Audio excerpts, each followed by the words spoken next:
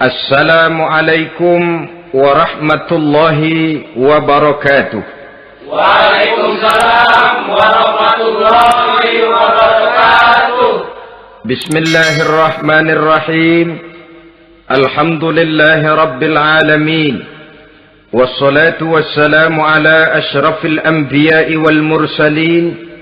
Sayyidina wa maulana Muhammadin wa ala alihi wa ashabihil mujahidin at-tahirin, amma ba'du.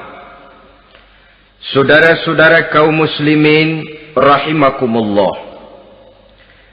agama mengajarkan bahwa di dalam melaksanakan segala macam pekerjaan hendaklah dilaksanakan dengan penuh hati-hati dan perhitungan.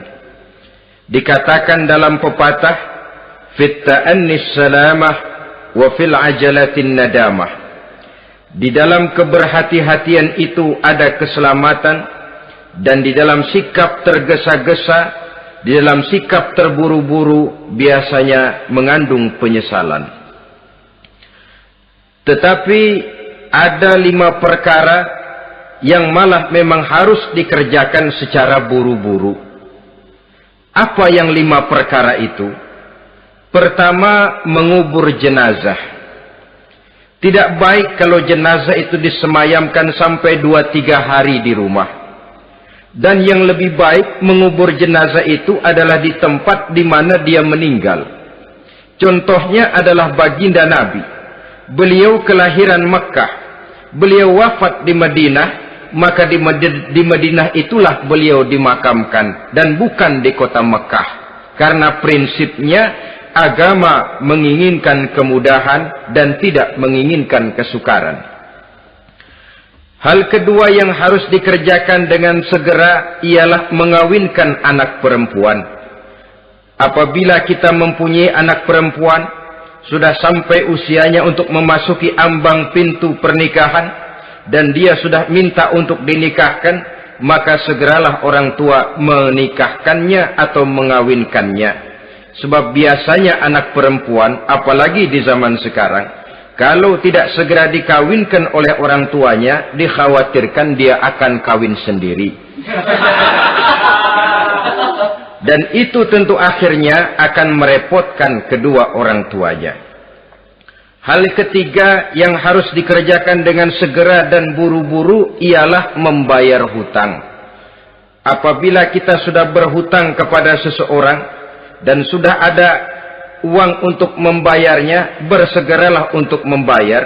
Sebab kalau ditunda besok, lusa, atau hari minggu depan, dikhawatirkan uangnya akan terpakai untuk kepentingan-kepentingan yang lain, dan hutang akan tetap tinggal hutang, tidak pernah terbayar adanya.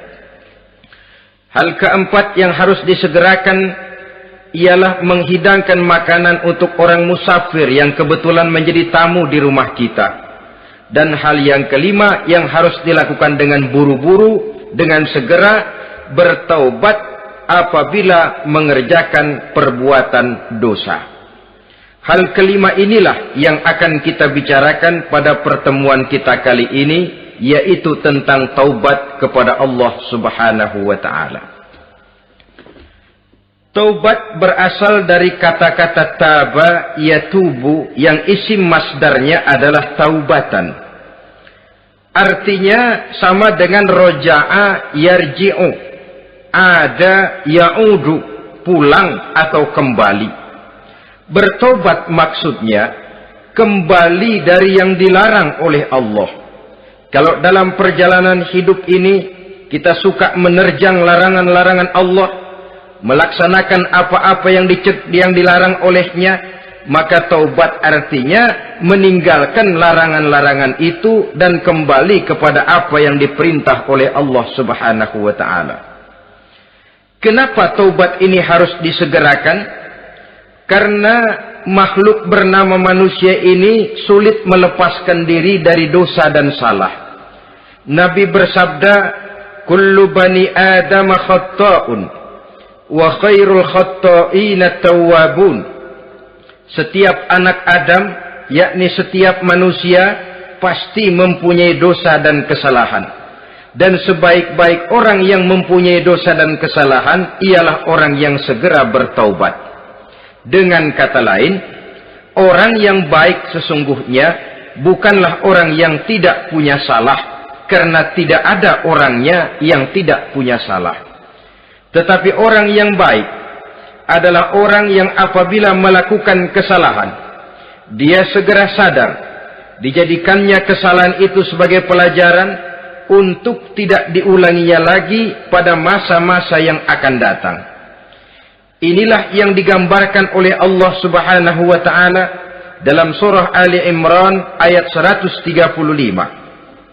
Wallazina iza fa'alu fahishatan, dan orang-orang yang apabila mereka terjatuh ke dalam perbuatan dosa, au zalamu anfusahum, atau berbuat zalim kepada diri mereka sendiri, zakarullaha fastaghfaru lidzunubihim, mereka segera ingat kepada Allah dan memohon ampun terhadap dosa yang pernah mereka kerjakan. Saudara-saudara kaum muslimin rahimakumullah, sejak awalnya iblis memang sudah memproklamirkan diri di hadapan Allah Subhanahu wa taala. Apa kata iblis? Ya Rabbi, wa izzatika la azalu aghwi bani adama ma damat arwahuhum fi ajsadihim. Ya Allah, demi kemuliaan-Mu saya bersumpah, kata iblis, saya akan selalu memperdayakan anak-anak Adam. Saya akan selalu menggoda manusia selama ruh mereka masih ada di dalam jasad mereka. Jadi selama ruh masih ada di dalam jasad, selama itulah iblis akan selalu berusaha menggelincirkan manusia untuk jatuh ke tempat-tempat salah dan ke tempat-tempat dosa. Tetapi kemudian Allah juga memberikan jaminan. Allah menjawab proklamasi iblis ini, wa izzati wa jalali ya mal'un la azalu aghfiru lahum mastaghfaru. Demi kehormatanku, demi kemuliaanku, hai mal'un, hai yang terkutuk, hai iblis, kalaupun engkau selalu memperdayakan manusia, kalaupun engkau selalu menipu dan menggoda mereka sepanjang ruh mereka masih ada di dalam jasad, aku akan senantiasa memberikan ampun kepada mereka sepanjang mereka memohonkan ampun kepadaku. Inilah jaminan dari Allah Subhanahu wa ta'ala. Saudara-saudara kaum muslimin rahimakumullah, oleh karenanya apabila kita berbicara tentang taubat, artinya kita berbicara tentang tingkah laku kita dalam kehidupan sehari-hari. Apa yang harus kita lakukan untuk sempurnanya satu taubat? Pertama, menyesal terhadap dosa yang pernah kita lakukan. Kadang-kadang ada juga orang bertaubat, tapi bukan nyesal terhadap dosa yang dia kerjakan, malah puas katanya. Dia ngomong sama teman-temannya, saya dulu zaman muda sudah kenyang judi, kenyang zina, kenyang mabuk-mabukan, sudah puas. Sekarang tinggal benernya saja, saya sudah taubat. Taubatnya sih bagus, tapi puasnya itu yang jelek. Kenapa harus dikatakan puas? Bukan puas, menyesal. Menyesal saya dulu. Kenapa hanyut terjebak dosa? Kenapa tenggelam di meja judi? Kenapa tenggelam di minum-minuman keras? Kenapa hanyut kepada perbuatan munkar dan maksiat? Saya menyesal sekali. Menyesal diperintah dan bukan malah puas. Dari rasa menyesal ini nanti timbul hal yang kedua, yaitu berniat tidak akan mengulangi lagi perbuatan dosa. Kalau menyesal tapi masih diulangi lagi, itu belum taubat yang sebenarnya. Saya kapok, menyesal, tidak mau minum minuman keras lagi. Besok tidak ada minuman keras, malah pusing. Nyari kesana kemari. Itu belum taubat yang sebenarnya. Jadi setelah menyesal, berniat tidak akan mengulangi lagi perbuatan dosa itu. Kalau menyesal tapi masih diulanginya lagi, itu sama saja dengan main-main. Saudara-saudara kaum muslimin rahimakumullah, Barangkali itu yang orang namakan dengan taubat sambal namanya. Kita kalau makan nasi pakai sambal, pedesnya bukan main, repot, marah, ngomel. Gila, sambal pedes bukan main, taubat sama sambal. Tobat sama sambal katanya. Tapi 2-3 hari kemudian dia makan lagi, nggak ada sambal, nyari. Kemarin sudah taubat, 2 hari kemudian malah nyari. Ini bukan taubat yang sebenarnya. Penyesalannya tidak diiringi dengan berniat untuk tidak mengulangi perbuatan dosa itu selama-lamanya.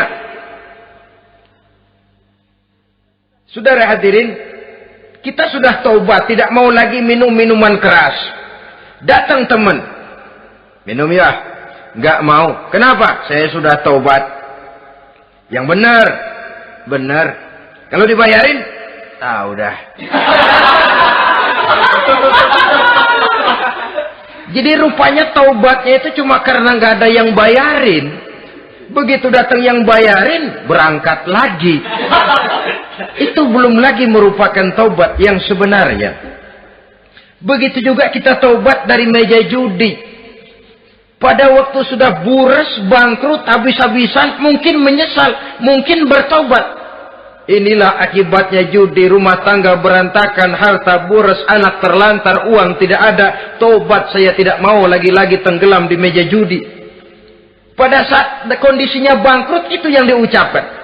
Tapi 2-3 hari, 4-3 minggu, 1 bulan kemudian rezekinya banyak, makmur lagi, usahanya maju lagi, lupa lagi dia kepada ucapan sebelumnya, akhirnya sedikit demi sedikit tenggelam kembali di meja judi. Ini pun belum merupakan taubat yang sebenarnya.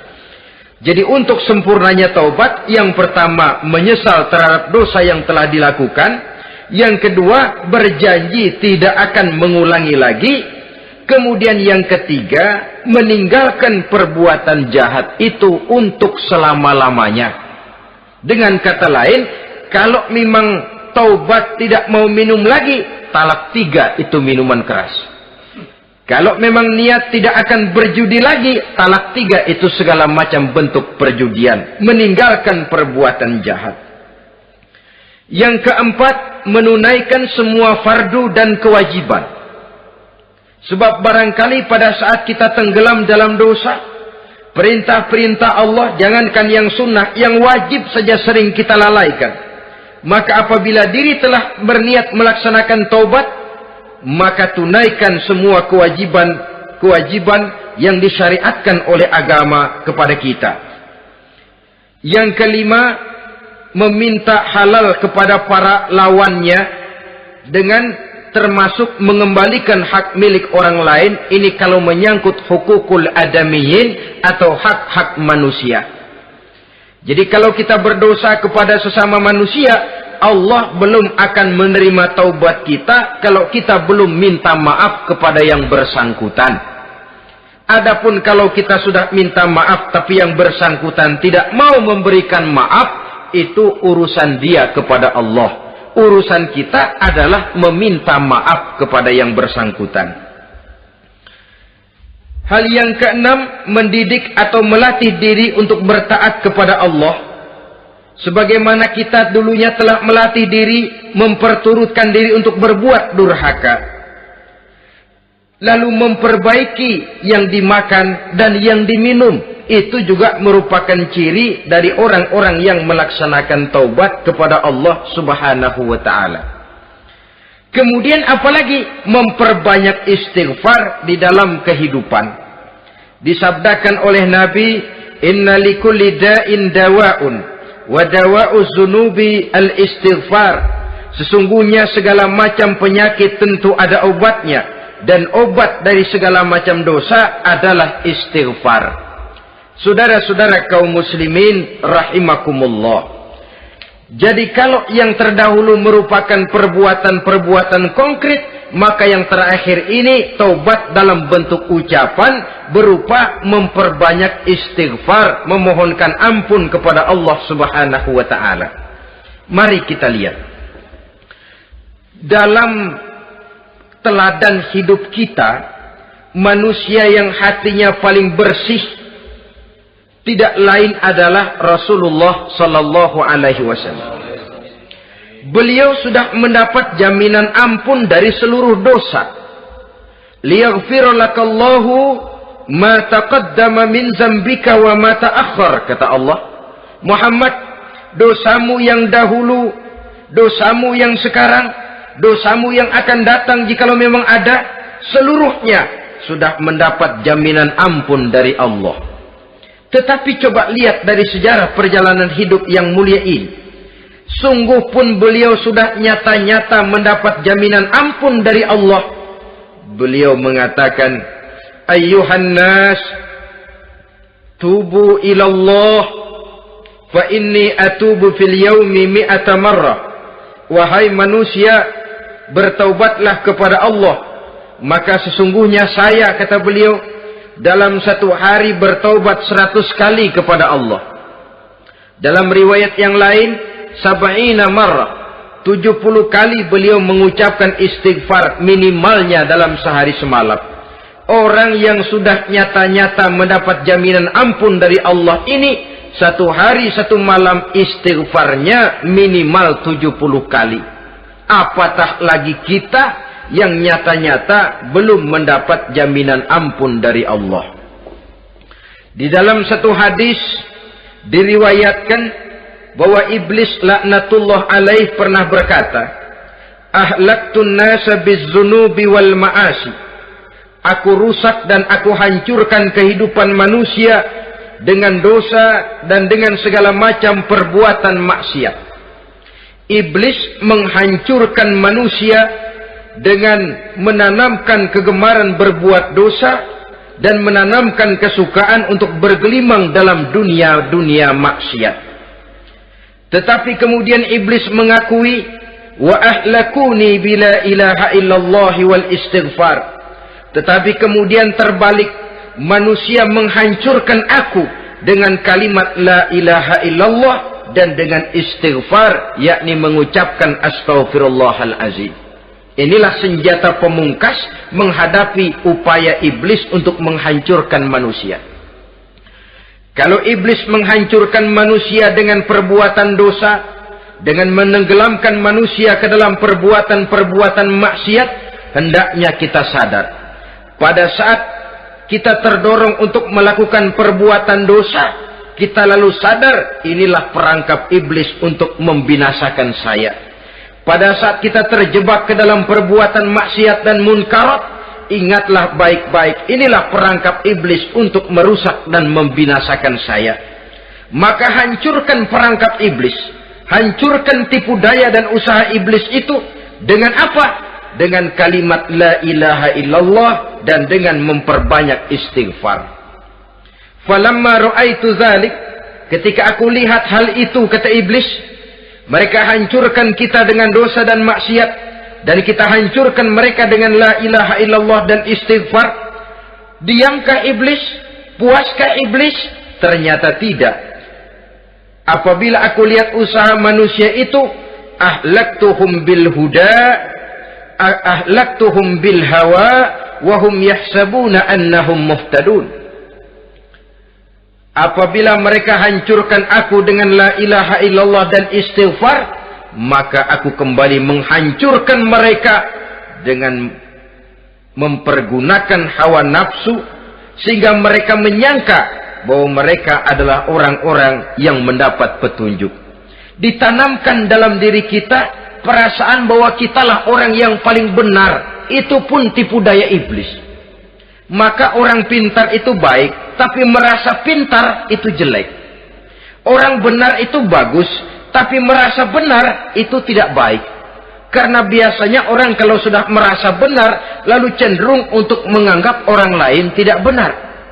Kalau sudah begitu, dia akan mengklaim diri, sayalah orang yang paling benar, yang lain tidak benar semuanya. Itu termasuk perangkap iblis juga. Setelah kita gempur mereka dengan kalimat tahlil dan dengan kalimat istighfar. Saudara-saudara kaum muslimin rahimakumullah. Allah Maha Pengasih dan Maha Penyayang. Ia akan mengampunkan perbuatan yang bersifat salah dari manusia, Hanya manusia saja yang kadang-kadang bodoh, tidak mau mengampuni dan memaafkan dirinya sendiri, dengan membiarkan dirinya terseret berlarut-larut dalam dosa tanpa keinginan untuk bertaubat. Sepanjang nafas belum sampai di tenggorokan, sepanjang matahari masih terbit di sebelah timur dan terbenam di sebelah barat, sepanjang itu Allah masih akan menerima taubat seorang hamba. Innallaha yaqbalu taubatal abdi ma lam yugharghir. Allah akan senantiasa menerima taubat seorang hamba sebelum nafasnya sampai di tenggorokan. Apabila nafas sudah sampai di tenggorokan, maka taubat sudah terlambat adanya. Lalu yang konkret di dalam kehidupan ini, apa ciri-ciri dari orang yang melaksanakan taubat itu? Seorang ahli hikmah berkata, pertama, orang yang taubat itu kelihatan bahwa dalam kehidupan ini dia mampu menjaga lidahnya dari ucapan yang berlebih-lebihan, dari ucapan yang tidak ada manfaatnya, dari ucapan yang mengandung dosa, namimah, mengadu domba, dan ucapan-ucapan yang merugikan orang lain. Orang yang taubat kelihatan dari lidahnya. Ini yang konkret. Yang kedua, orang yang taubat itu cirinya tidak ada lagi rasa dengki di hatinya. Tidak ada keinginan untuk membenci dan memusuhi orang lain. Kenapa? Dia sudah sibuk memikirkan kekurangan dirinya sendiri. Sehingga tidak ada waktu lagi untuk mengorek-ngorek, mencari-cari aib dan kekurangan pada diri orang lain. Ini makna ucapan Nabi, tuba liman syaghalahu aibuhu an uyubin nas. Beruntunglah orang yang kekurangan pada dirinya menyebabkan dia cukup sibuk sehingga tidak sempat mencari-cari dan mengorek-ngorek aib dan kekurangan orang lain. Berbeda dengan orang yang masih jauh dari sikap taubat. Selalu berusaha mencari dan mengorek-ngorek kekurangan orang lain, sementara aib dan kekurangan dirinya diumpetin. Ini namanya ilmu kancil. Orang lain disorotin, dia ngaling, ngumpet. Kerjaannya apa? Monten orang lain saja. Dia sendiri tidak mau diponten dan tidak mau memonten dirinya. Akibatnya apa? Sikap introspeksi tidak ada. Sikap mawas diri hilang. Sikap melihat, bercermin terhadap pribadinya sendiri hilang. Yang ada cuma menilai orang lain saja. Jadi adapun orang yang sudah bertaubat ini, di hatinya tidak ada dengki. Melihat orang lain mendapat nikmat, alhamdulillah, dia ikut bersyukur. Lain dengan orang yang jauh dari taubat. Tetangganya dapat nikmat, dia meriang. Tidak senang hatinya melihat orang lain senang. Orang melarat malah tepuk tangan. Saudara hadirin yang saya muliakan, orang yang semacam ini pada hakikatnya selalu disiksa oleh perasaannya sendiri. Kalau tetangganya yang kaya, ditanya kemana dukunnya. Tapi kalau tetangganya jatuh melarat, dia tepuk tangan, gembira bukan main. Lain dengan orang yang sudah bertobat, hasud itu hilang dari dirinya. So hasud inilah yang akan memakan kebaikan yang kita kerjakan. Kata Nabi, hasud itu bisa memakan kebajikan seperti api memakan kayu bakar. Allahu Akbar. Puasa kita, zakat kita, sholat kita, habis keropos dimakan oleh sifat hasud. Tidak terasa, tapi begitu kita punya sifat dengki kepada orang lain, maka sholat kita dimakan oleh dengki tadi, puasa kita dimakan oleh dengki tadi, segala macam kebaikan yang kita kerjakan dimakan oleh si dengki tadi, seperti api memakan kayu bakar, cepat sekali. Itulah sebabnya bagaimanapun banyak kebaikan yang sudah kita kerjakan, jangan bangga dan jangan lalai. Sebaliknya, bagaimanapun besar dosa dan kesalahan yang pernah kita lakukan, jangan putus asa dari rahmatnya Allah Subhanahu wa ta'ala. Jadi yang kedua, ciri orang yang bertaubat, di hatinya tidak ada dengki dan tidak ada rasa ingin memusuhi orang lain. Dia berhadapan dengan setiap orang dengan modal husnuzon, baik sangka kepada Allah. Tidak a priori. Kadang-kadang ada orang ketemu saja baru tapi sudah punya rasa jelek. Diperturutkannya suuzonnya. Yang ketiga, ciri orang bertaubat itu menjauhkan diri dari pergaul dengan orang-orang jahat. Sebab kita tahu bahwa pergaulan sangat besar pengaruhnya dalam ikut membentuk kepribadian manusia. Asyariku wa fi syarri syarrun. Bersekutu dengan kejahatan biasanya ikut jadi jahat. Walaupun secara langsung tidak melakukan kejahatan, tapi sudah termasuk dalam jamaah yang jahat juga namanya. Saudara-saudara kaum muslimin, bukan berarti orang yang taubat lalu tidak mau bergaul, itu juga mencerminkan keangkuhan diri. Bergaul dia bergaul, tetapi kepada orang-orang yang jahat, ia sekedar menghindarkan diri pergaulannya itu dari kejahatan yang bisa ditimbulkan oleh orang-orang jahat tadi. Ciri yang keempat dari orang yang bertaubat, dia mempersiapkan diri untuk menghadapi mati. Mempersiapkan diri. Sebagaimana kita tahu, kalau kita akan pergi ke luar kota, tentu kita membawa bekal. Makin jauh perjalanan, makin banyak bekal yang harus kita bawa. Hidup ini adalah perjalanan panjang yang kita juga memerlukan bekal dalam kehidupan. Orang yang bertaubat, orang yang mempersiapkan diri untuk menghadapi maut dan menghadapi hari-hari sesudah maut itu datang. Menghadapi kehidupan di alam barzakh, menghadapi kehidupan di alam akhirat dan selanjutnya. Dia mempunyai persiapan sehingga kapan maut datang dia sudah punya persiapan lebih dahulu. Saudara, kalau kita siap dipukul orang, pada saat pukulan itu datang, rasanya sakitnya agak lebih kurang daripada kita tidak pernah siap untuk dipukul. Walaupun bobot pukulannya sama, tapi kita akan lebih punya daya tahan kalau kita sudah siap.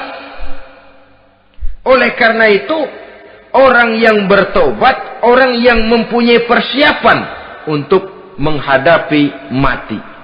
Tidak hanya untuk menghadapi mati, tapi juga menghadapi hidup di seberang kematian nanti. Maka karenanya, dia sibuk dengan dunianya, tapi juga dia lebih sibuk dengan akhiratnya.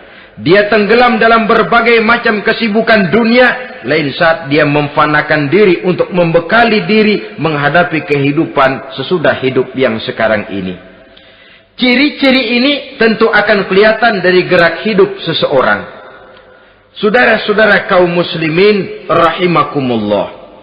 Jadi dengan kata lain, kalau kita kembali kepada surah Ali Imran ayat 135 tadi, apabila dalam kehidupan terjebak kita kepada perbuatan dosa atau zalim kepada diri sendiri, zakarullah, segeralah mengingat Allah, fastaghfaru li dzunubihim, dan segera memperbanyak istighfar, memohon ampun kepada Allah Subhanahu wa taala, sebab dosa dalam Islam hanya bisa ditebus dengan taubat. Bukan dengan uang, bukan dengan beras, bukan juga dengan piagam. Dosa dalam Islam hanya bisa ditebus dengan melaksanakan taubat kepada Allah. Dan untuk bertaubat tidak usah ngulur waktu. Besok saja, bulan depan saja, tahun depan saja, nanti saja kalau sudah agak sedikit tua. Ibarat diri kita ini kaca, kata Imam Ghazali, maka dosa adalah debu. Apabila kaca kena debu, sedikit nempel debu, lalu dilap, sedikit nempel debu, terus dilap lagi, insya Allah kaca akan tetap bersih. Tapi kalau kita menunggu debu sampai banyak, apalagi sampai berurat, berkarat, nanti akan sulit membersihkannya. Demikian hati manusia itu. Kalau sudah dihinggapi oleh dosa, ditumpuknya lagi, berkarat dosa dalam hati, biasanya berat untuk melaksanakan taubat. untuk lebih meningkatkan pengertian kita tentang ciri dari orang-orang yang bertaubat, mari kita ikuti sebuah dialog yang pernah terjadi antara Rasul dengan para sahabat. Satu hari ketika sedang berkumpul dengan para sahabat, baginda Rasul bertanya, "Atadruna manit taib?" Saudara-saudara, tahu enggak saudara-saudara, siapa sebenarnya orang-orang yang bertaubat itu? Macam-macamlah jawaban para sahabat, tapi yang jelas akhirnya mereka berkata, Allahu wa rasuluhu a'lam. Allah dan Rasulnya yang lebih tahu siapa sebenarnya orang yang bertaubat itu. Atas jawaban ini, baginda Rasul lalu menegaskan. Pertama, man taba wa lam yata'allamil ilma falaysa bitaibin. Siapa orang yang mengaku bertaubat kepada Allah, lalu dia tidak mau mencari ilmu, tidak mau belajar, falaysa bitaibin, maka dia belum termasuk orang yang bertaubat. Jadi di sini jelas bahwa bukan hanya dari dosa kita bertaubat, juga bertaubat dari kebodohan. Dalam arti tidak membiarkan diri kita bodoh terus menerus. Dengan bahasa anak sekarang, bodoh tapi betah.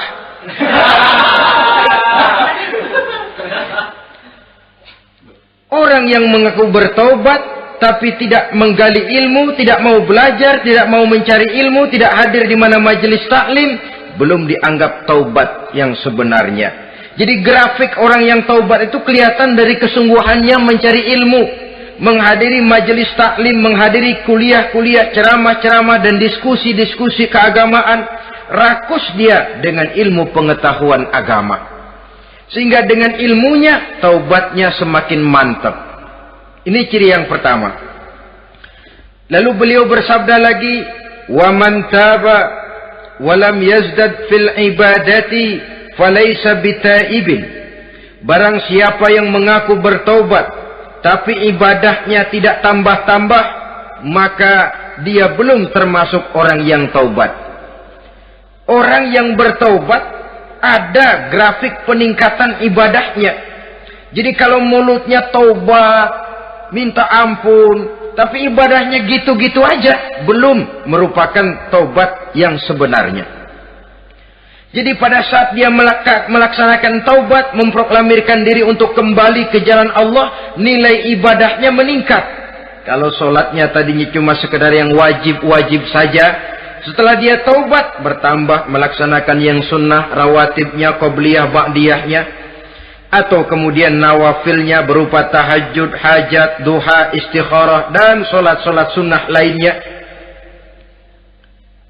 Jadi kelihatan dari peningkatan ibadahnya. Ini ciri yang kedua. Yang ketiga kata Nabi lagi, وَمَنْ تَابَ وَلَمْ يَرْضَ الْخُصَمَاءِ falaysa bitaibin. Barang siapa yang mengaku bertaubat kepada Allah, tapi dia tidak bisa meridhoi musuh-musuhnya, maka belum lagi dia dianggap orang yang bertaubat. Meridhoi, memaafkan musuh. Saudara, memberi maaf itu lebih sulit daripada minta maaf. Tapi memberi maaf lebih mulia daripada minta maaf. Minta maaf gampang, memberi maaf yang sulit. Karena itu orang yang memberi maaf menunjukkan jiwa yang lebih luhur daripada orang yang minta maaf. Sebab apa? Posisi orang yang memberi maaf kan posisi orang yang menang. Biasanya dalam posisi menang orang gampang congkak dan sombong. Orang datang minta maaf kepada kita, lalu timbul keseganan. Iya, minta maaf sih gampang. Memberi maaf itu yang sulit, tapi itu yang sangat dianjurkan. Dan itu merupakan ciri dari orang-orang yang bertaubat. Lalu apalagi? وَمَنْ تَابَ وَلَمْ يُغَيِّرْ لِبَاسَهُ وَزِينَتَهُ فَلَيْسَ بِتَائِبٍ. Barang siapa yang mengaku bertaubat, tetapi pakaian dan perhiasannya tidak berubah, maka dia belum lagi dianggap bertaubat. Orang bilang pakaian memang kulit, yang penting isi. Tetapi bagaimanapun kulit mencerminkan isi. Dari pakaian kita bisa mengkaji kepribadian seseorang. Saya berpendapat bahwa pakaian penting, kulit juga penting. Kulit penting, isi penting. Kulit tanpa isi tidak ada artinya. Isi tanpa kulit juga meragukan orang. Wah, yang penting kan isinya, kulitnya gimana saja. Saya mau tanya, saudara dapat duren di jalanan, isi aja nggak ada kulitnya. Kira-kira dimakan nggak duren itu? Paling kurang akan menimbulkan keraguan. Jangan-jangan sudah dicampur racun ini. Jadi dengan demikian orang yang bertaubat ini kelihatan dari cara berpakaian, cara berhias diri, tidak over. Dia kembali kepada fungsi berpakaian. Dalam Islam kan sesungguhnya fungsi pakaian itu yang paling utama. Pertama, nutup aurat. Itu ukurannya. Yang kedua, pantas. Yang ketiga, baru soal mode. Di zaman kita sekarang terbalik. Mode nomor 1, pantas belakangan, nutup aurat apa tidak nomor 16.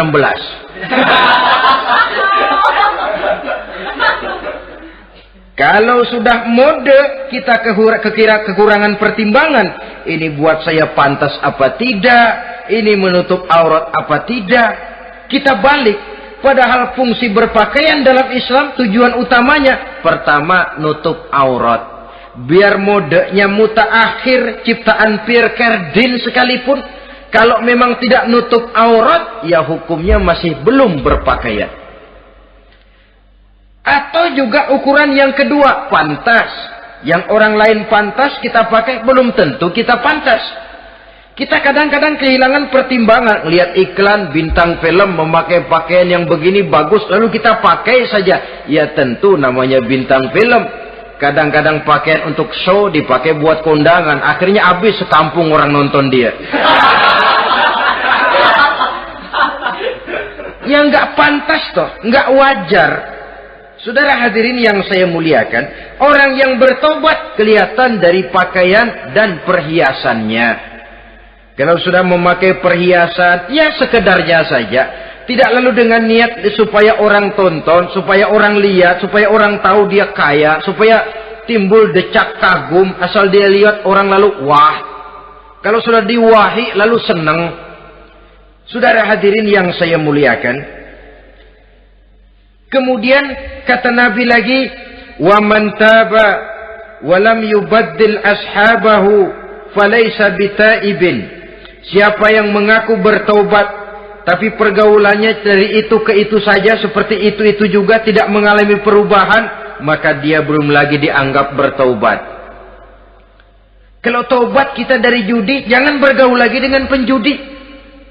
Dalam arti jangan berkumpul di majelis judi. Ah, saya sih udah tobat nggak main judi, tapi ngumpulnya di situ terus. Ya bagaimana? Pada akhirnya toh akan terseret juga. Saudara hadirin yang saya muliakan, jadi dengan demikian lingkungan juga sangat besar pengaruhnya dalam kriteria orang yang bertaubat. Selanjutnya Nabi bersabda, "Wa man taba walam yughayyir khuluquhu falaysa bitaibin." Siapa yang mengaku bertaubat tapi akhlaknya, budi pekertinya tidak mengalami perubahan, maka orang itu pun belum dianggap bertaubat. Ini juga konkret. Orang yang bertaubat kelihatan dari akhlaknya. Kalau kemarin sama orang tua songong, kurang ajar, nyelongcong, maka setelah taubat dia berakhlak kepada orang tua. Kalau kemarin kepada anak muda menindas, tidak senang kepada anak muda yang maju, setelah dia taubat, dia bisa menyayangi kepada anak-anak muda. Akhlak ini lain dengan adat, istiadat. Adat biasanya hanya memandang yang lahir, sedangkan akhlak zahir batin dipandang. Contoh, seorang anak muda kalau lewat di depan orang tua membungkukkan badan, menurut adat dia sudah sopan. Tapi menurut akhlak belum tentu berakhlak. Tergantung kepada niatnya apa membungkukin badan. Permisi apa ngina. Kan mungkin saja orang membukukan badan lewat di depan aki-aki karena menghina sebab aki-aki itu badannya udah bungkuk. Jadi gerakan zohir yang baik yang diiringi dengan niat yang baik itulah cerminan daripada akhlak. Kalau adat terlepas dari soal niat, asal zohirnya sudah oke, menurut adat oke dia beradat. Niatnya apa? Adat tidak pernah menilai. Maka orang yang bertaubat pun kelihatan dari akhlaknya. Dan akhlak itu adalah keseluruhan tingkah hidup manusia. Cara berjalan ada akhlak. Cara makan ada akhlak. Cara duduk ada akhlak. Cara tidur ada akhlak. Sehingga pantas ketika Siti Aisyah ditanya, Aisyah, Rasulullah itu akhlaknya apa sih? Beliau menjawab, karena Rasulullah khuluquhul Quran. Rasulullah itu akhlaknya Quran. Sehingga di kalangan ilmuwan lalu ada ungkapan bahwa Nabi Muhammad adalah Quran berjalan. Maksudnya seluruh konsepsi Quran sudah diterjemahkan dalam kehidupan Nabi. Maka tidak heran kalau Islam mengatur kehidupan manusia sejak yang sekecil-kecilnya sampai yang sebesar-besarnya. Cara berpakaian ada akhlaknya, kan begitu toh dalam Islam. Saudara diri di depan kaca, ngaca, ada akhlaknya, ada bacaannya. Allahumma kama hassanta khalqi fahassin khuluqi. Sampai saudara masuk ke dalam WC sekalipun ada akhlaknya. Karena akhlak adalah keseluruhan gerak hidup manusia. Orang yang bertobat kelihatan dari perubahan akhlaknya. Kemudian beliau bersabda, "Wa man taba wa lam yatwi firashahu wa bisatahu falaysa bitaibin." Siapa orang yang mengaku bertaubat tetapi dia tidak menggulung tempat tidur dan spraynya, maka dia belum dianggap bertaubat. Ini bahasa kinayah. Menggulung spray, melipat tempat tidur artinya lebih banyak ibadahnya daripada tidurnya. Kalau ngaku taubat tapi sehari 24 jam, 22 jam tidur, cuma 2 jam ibadah, ya belum mencapai kriteria itu. Dengan kata lain, orang apabila sudah memproklamirkan diri untuk taubat, menyingsingkan lengan baju, melipat spray, menggulung tempat tidur. Bukan berarti dia tidak tidur-tidur, tetapi bersiap diri untuk melaksanakan ibadah yang pada saat dia terjebak dalam dosa, sudah banyak ibadah yang ditinggalkannya. Saudara-saudara kaum muslimin rahimakumullah. Kemudian beliau bersabda pula, "Wa man taba wa lam yatasaddaq falaysa bitaibin." Barang siapa yang mengaku bertobat kemudian dia tidak menyedekahkan karunia yang diberikan Allah kepadanya, maka taubatnya belum lagi dianggap taubat yang sebenarnya. Faman istabana minal abdi hazihil khisal fahuwa taibun haqqa. Apabila nyata tanda-tanda ini pada diri seorang hamba, maka barulah taubatnya dinamakan taubat yang sebenarnya. Jadi untuk taubat itu ada 2 jalan yang bisa kita tempuh. Pertama, taubat dengan lisan. Taubat dengan ucapan. Dalam artian apa? Memperbanyak istighfar. Istighfar yang mana? Yang mana yang mungkin saja. Kalau waktunya sempit ya istighfar yang pendek-pendek. Astaghfirullah, astaghfirullah, astaghfirullah. Mau yang lebih panjang, astaghfirullahalazim allazi la ilaha illa huwal hayyul qayyum wa atubu ilaih min jami'il ma'asi waz zunub la haula wala quwwata illa billahil aliyyil azim. Ada waktu yang lebih panjang lagi membaca sayyidul istighfar. Tiap kali berbuat jahat, tiap kali diiringi dengan istighfar. Nah, ini yang bisa runtuh dengan istighfar ini dosa apa? Dosa yang ringan. Dosa yang biasanya dilakukan oleh panca indera kita. Mata ini dosa mata, insya Allah bisa runtuh dengan istighfar. Ngelihat yang haram, cepat nunduk, astagfirullah. Habis nunduk, jangan ngeliatin lagi.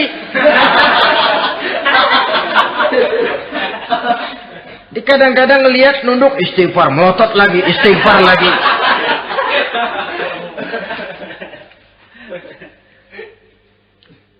Saudara hadirin yang saya muliakan, kata Imam Ali, nazratul ula laka wasaniyatu alaika. Ini dalam menjaga mata.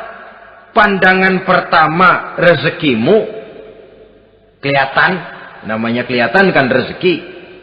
Pandangan pertama rezekimu, ulangannya dosamu. Ulangannya ini yang bisa membawa dosa. Dosa karena lidah, mengucapkan kata-kata yang menyakitkan orang. Dengan istighfar, insya Allah runtuh. Adapun dosa-dosa besar lainnya, tentu harus dengan perbuatan. Tidak cukup dengan sekedar istighfar saja. Perbuatannya apa? Itulah seperti yang sudah saya sampaikan pada ciri-ciri orang yang bertaubat tadi. Oleh karenanya, beruntunglah kita masih diberikan umur oleh Allah. Sehingga segala dosa dan kesalahan yang kita lakukan, kita masih punya kesempatan untuk mengadakan pemutihan, bertaubat kepada Allah. Nah, apa kemudahan yang diberikan Allah kepada orang yang melazimkan istighfar di dalam hidupnya?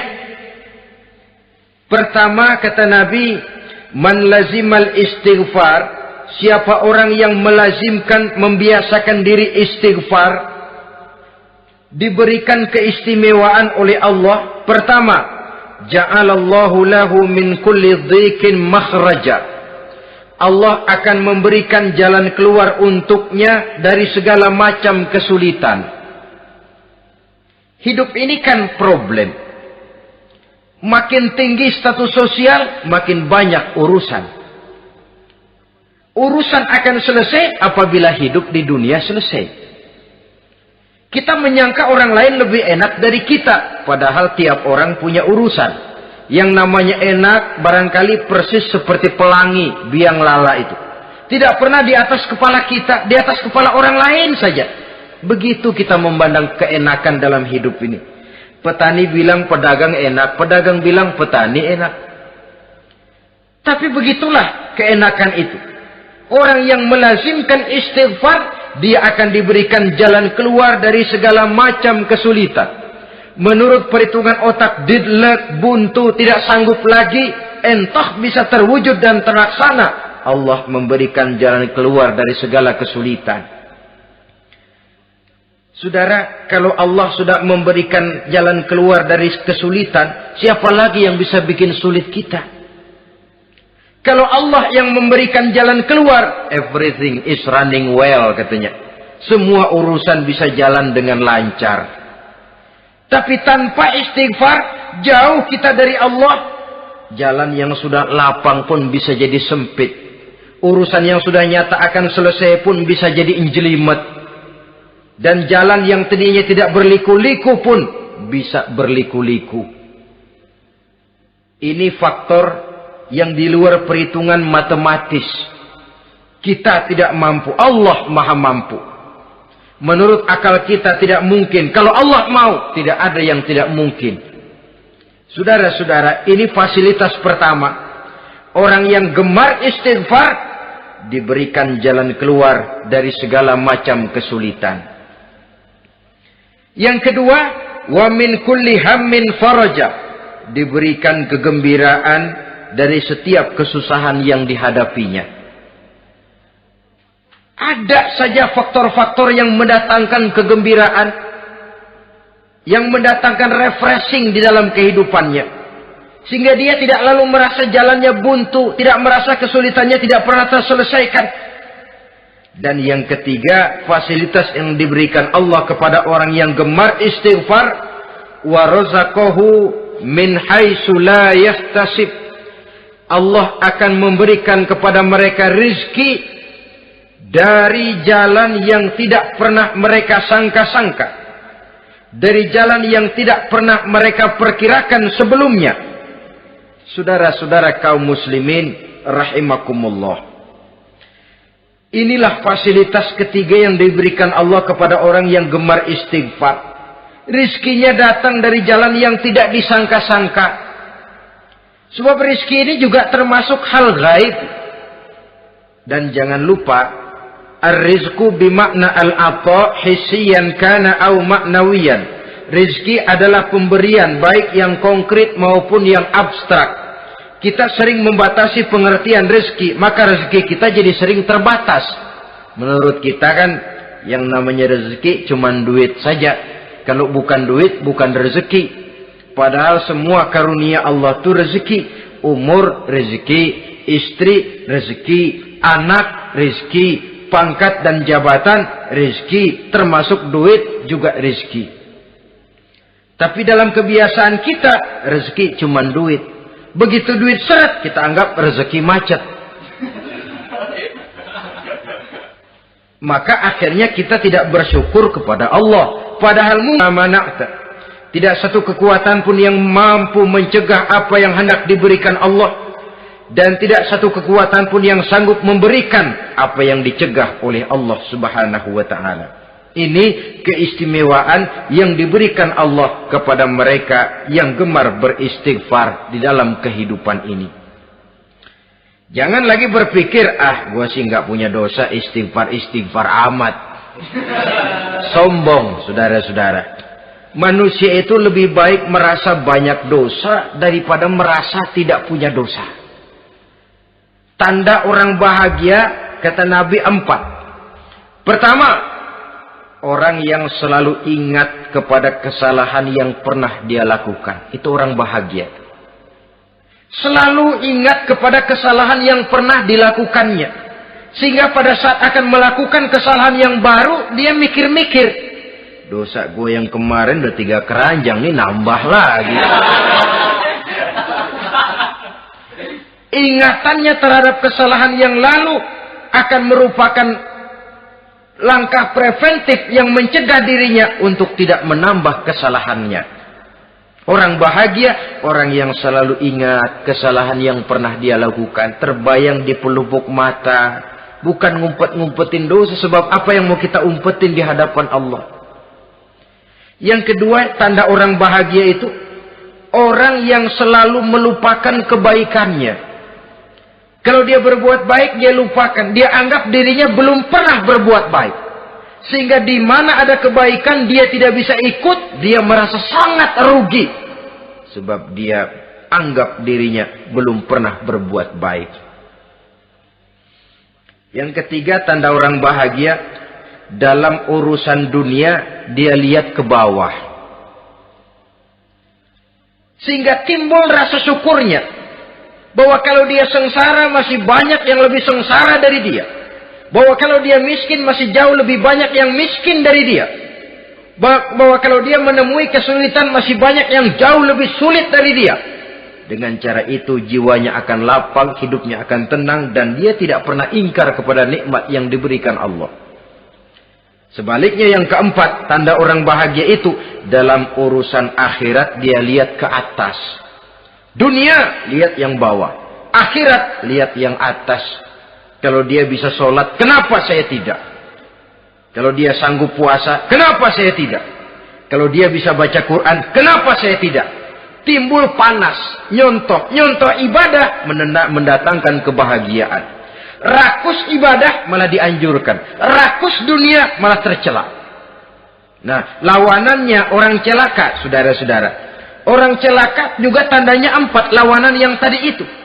Pertama, orang yang selalu melupakan kesalahannya. Kalau berbuat dosa, lupa, sok bersih. Alah, dosa gue mah dikit. Saudara hadirin yang saya muliakan. Orang yang selalu melupakan kesalahan, menganggap dirinya bersih. Akhirnya kalau ingin berbuat dosa, nggak dimikir-mikir. Tidak ada lagi yang ditimbang-timbang. Selanjutnya, yang kedua, orang celaka itu orang yang selalu mengingat kebaikannya. Akhirnya apa? Timbul sifat nepuk dada, membanggakan jasa. Lahirlah pahlawan-pahlawan kesiangan. Selalu membanggakan diri, nepuk dada. Kalau enggak saya, kalau enggak saya. Itu masjid, kalau enggak saya. Itu pesantren, kalau enggak saya. Itu umat, kalau enggak saya. Kalau enggak saya. Memangnya kalau enggak sampean kenapa? Orang yang celaka adalah orang yang selalu menghitung-hitung kebaikan yang pernah dikerjakannya. Keikhlasannya kurang, makin dia hitung, makin kurang nilai pahalanya. Makanya kalau berbuat baik, ya anggap saja buang sampah, gak usah ditengok-tengok, gak usah diingat-ingat, dan gak usah mengharap orang yang kita tempat berbuat baik akan membalas kebaikan. Saudara hadirin yang saya muliakan, yang ketiga tanda orang celaka dalam urusan dunia, lihatnya ke atas. Panasnya timbul, syirik dan dengkinya naik, rakusnya jadi.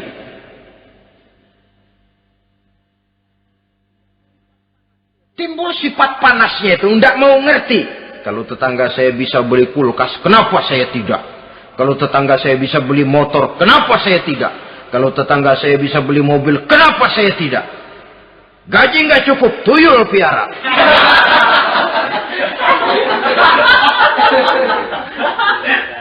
Orang itu kalau sudah didorong oleh rakus kan bisa jadi menghalalkan segala macam cara untuk mencapai tujuan. Dibakar oleh sifat tamak dan rakus bin serakah. Nah, kalau sudah didorong oleh rasa rakus, yang segera tersingkir pertama rasa malu. Orang kalau sudah rakus nggak ada malunya, rasa malunya hilang. Padahal syarat jadi orang itu kan kalau punya rasa malu. Nggak punya rasa malu, kurang syarat jadi orang. Akan bagaimana jadinya masyarakat, bahkan bangsa dan negara, kalau rakyatnya sudah tidak punya rasa malu. Yang kedua rasa takut hilang, terutama takut kepada Allah. Sirna sama sekali. Sudah tujuan menghalalkan cara. Yang keempat tanda orang celaka dalam urusan akhirat, lihatnya malah ke bawah. Kenapa kamu enggak sholat? Itu bapak anu yang tuaan, enggak, saya enggak lagi. Kenapa ngelihatnya mesti kepada yang begitu? Sehingga lalu tidak ada gairah untuk mencontoh. Saudara-saudara kaum muslimin rahimakumullah, walaupun serba singkat oleh karena terbatasnya ruang pembicaraan ini, mudah-mudahan bisa memberikan gambaran sepintas tentang ciri-ciri orang yang bertaubat. Dengan harapan, marilah kita menjadi orang yang bertaubat sebenarnya dengan ciri menyesal terhadap dosa yang pernah kita lakukan, meninggalkan perbuatan jahat, dan berjanji tidak akan mengulangi lagi perbuatan jahat itu. Kalau dia menyangkut hak-hak manusia, maka hak itu harus kita kembalikan, dan kepada yang bersangkutan kita harus meminta maaf. Apabila ditambah dengan kegiatan lisan, memperbanyak istighfar dalam kesempatan yang mungkin di sepanjang perjalanan hidup ini. Ini sajalah yang kita bicarakan pada pertemuan kali ini. Terima kasih atas segala perhatian. Mohon maaf atas segala kekurangan. Usikum wa nafsi bitaqwallah. Wassalamualaikum warahmatullahi wabarakatuh. Waalaikumsalam warahmatullahi